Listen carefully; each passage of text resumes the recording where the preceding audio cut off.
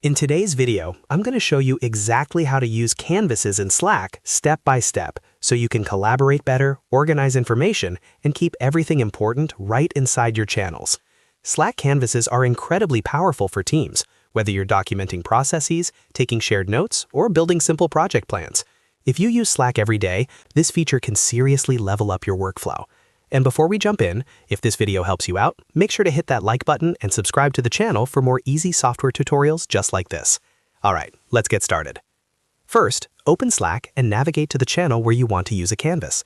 This can be any public or private channel, like a team channel, a project channel, or even a channel you use for documentation.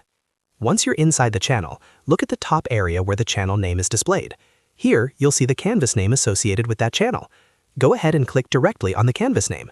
This will open the channel's canvas in full view. Now that the canvas is open, you can start editing it immediately. Click anywhere on the canvas where you want to add or change content. Slack canvases work just like a modern document editor, so everything is very intuitive. Once you click on a section, simply start typing the text you want. You can add notes, instructions, meeting summaries, or anything else your team needs to see. As you type, you'll notice formatting options appear. This is where canvases really shine. You can format your text by making it bold, italic, or adding headings to structure your content clearly. You can also add emojis to make sections stand out or keep things more visual and engaging. If you want to take things further, you can insert files directly into the canvas, which is great for linking important documents or resources.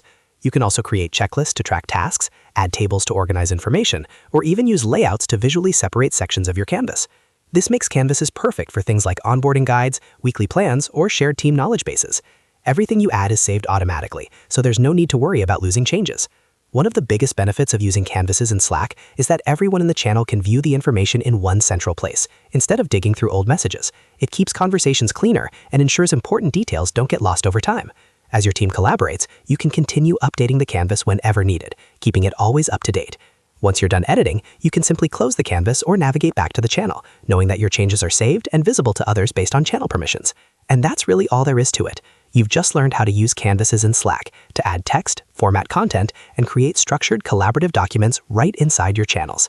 If this tutorial helped you understand Slack canvases better, make sure to hit that like button and subscribe for more Slack tips and software how-to guides.